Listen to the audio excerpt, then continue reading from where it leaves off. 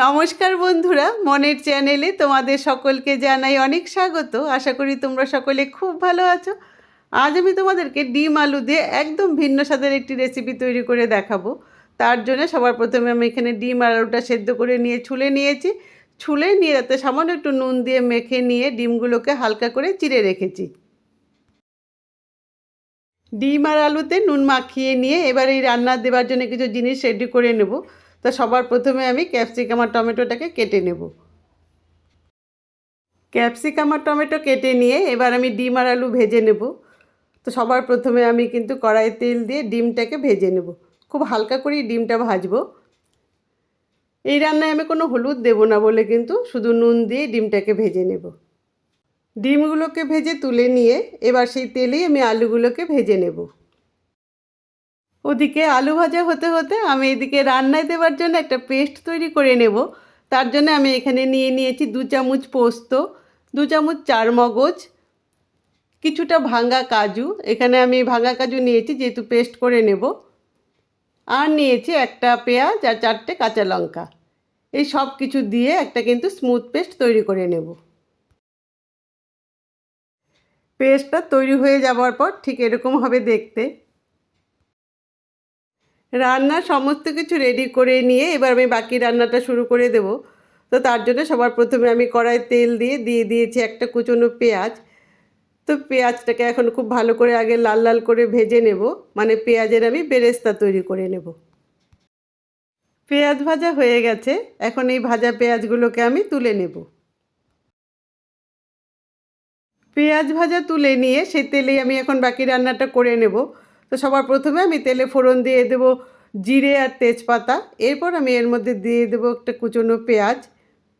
এবার এই তেলের মধ্যে কিন্তু এই ফোড়নের সাথে পেঁয়াজটাকে একদম লাল লাল করে ভেজে নেব। পেঁয়াজ তো খুব সুন্দর করে লাল লাল করে ভাজা হয়ে গেছে। এখন আমি এর মধ্যে দিয়ে দেবো আমি যে পেস্টটা তৈরি করেছিলাম, সেই পেস্টটাকে দিয়ে এখন কিন্তু এই পেঁয়াজের সাথে খানিকক্ষণ একটু মিশিয়ে নেব। এরপর আমি এর মধ্যে দিয়ে দেবো স্বাদ অনুযায়ী নুন আর 1 চামচ লাল লঙ্কার গুঁড়ো। এই রান্নায় আমি কোনো হলুদ দেবো না, এটা তো আমি আগেই বলেছিলাম।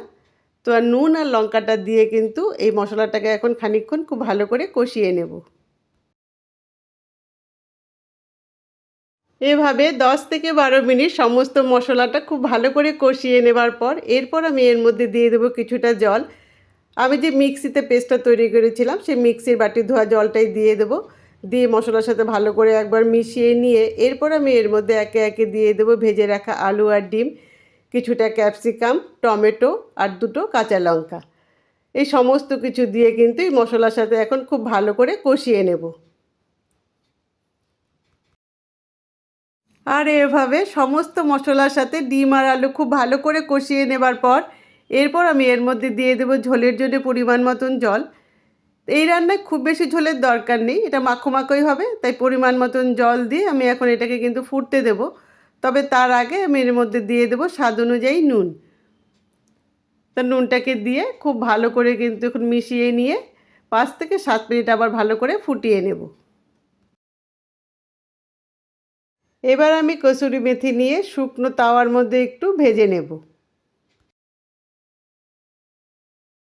মেথি দিয়ে ডিমের এই কারিটা খেতে তো অসাধারণ লাগে।